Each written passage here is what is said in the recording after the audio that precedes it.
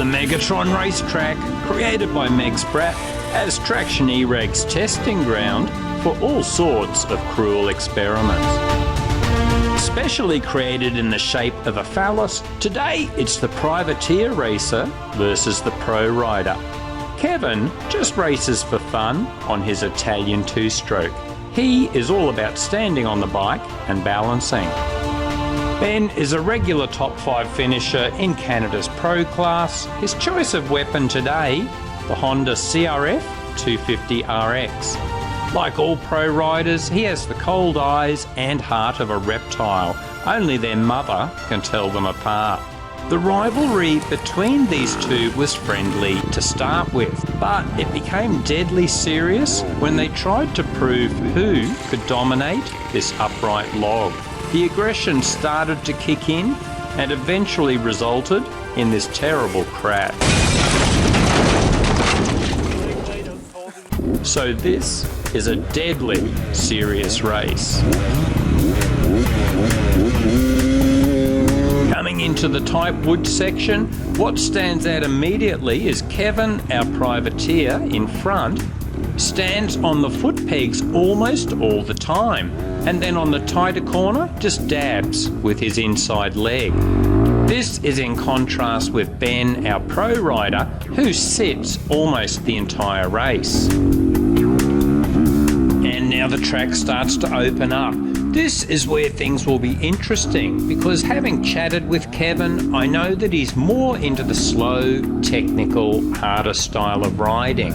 So this faster open track might not be his specialty.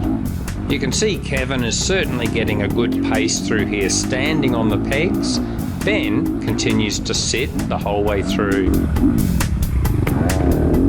One thing we did pick up continually through these various laps, the two strokes are twitchier and tend to slide out a bit more. Not necessarily a problem if the rider is comfortable with that, but I suspect that the consistent power delivery of the four-stroke is almost always an advantage on this sort of track. Quite a few off-camber corners through here. This is a particular section of the track many of us were debating, should you stand or sit? And we still haven't come to any firm conclusions. Onto the straight, Kevan pulls ahead here. I'm not sure if it's just because he did a little better on the corner. Power difference between these two bikes, the Honda RX certainly puts out crazy power when you rev it. Possibly around 10 horsepower difference at maximum power. On a track like this, that probably would just go into wheel spin anyway. Kevan is cutting a few corners here. I suspect he's going to go for a bit of a slip soon. This grass is very slippery. Yep, there he goes.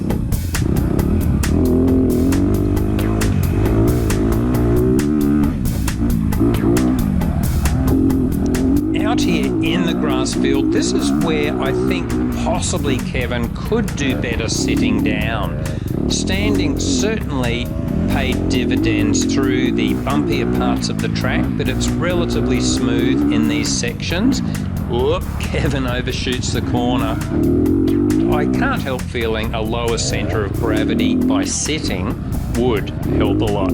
But as always, what the hell would I know? Any of you guys who race, I would be keen to hear your opinion. That's interesting. Kevan is starting to sit now. I don't know if that's fatigue kicking in or he's just experimenting. And here's the finish line. My best lap came within 2 seconds of this, but I'm sure Kevan did pull some substantially faster lap times than this. He is definitely a faster rider than me.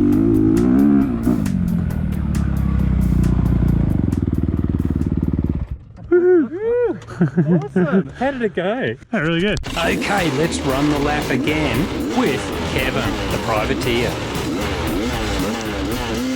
Just listening to the engine, I think you can get a feel for why the two strokes are more inclined to just slip and slide around on this track. Not necessarily a bad thing, as I said, but I think if you really want to make maximum use of the two-stroke on this track, in terms of lightweight, more overall power, you probably do need the skills to make it happen for you. And I think for the vast majority of riders, the four-stroke on this sort of track is just a safer bet with that predictable power delivery. Anyway, let's do a comparison of lap times. Now, Kevan clocked up 3 minutes and 5 seconds on this lap.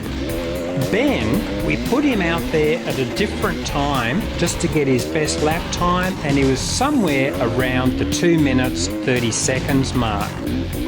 Now, that's a big difference in anyone's book, and it just highlighted for all of us that when you are riding at that pro class level, man, the speed is just ridiculous.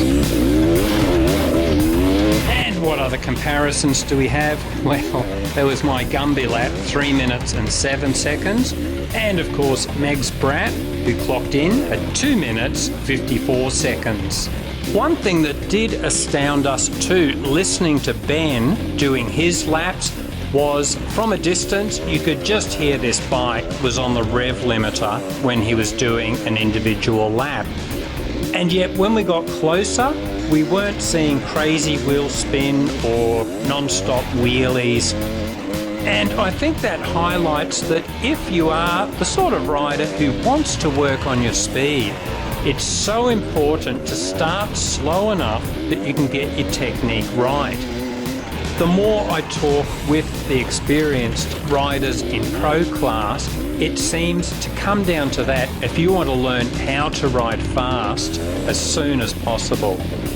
And there are other aspects, of course. One of the biggest, I think, is learning to still ride smoothly and with good technique under pressure.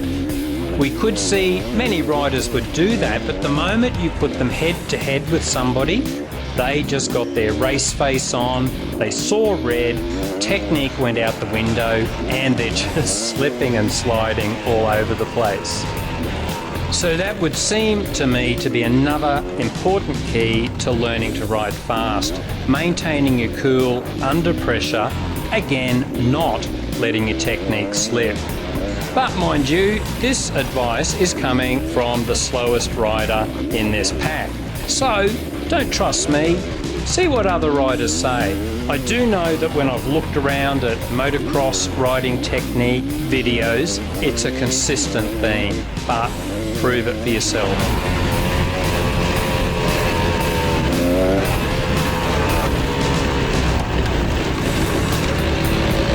This track was so much fun, and I'm really looking forward to next summer when we should have quite a few of these different tracks. I just heard the eRag guys have got a little earth mover in, so it's going to be fun. Catch you later, guys.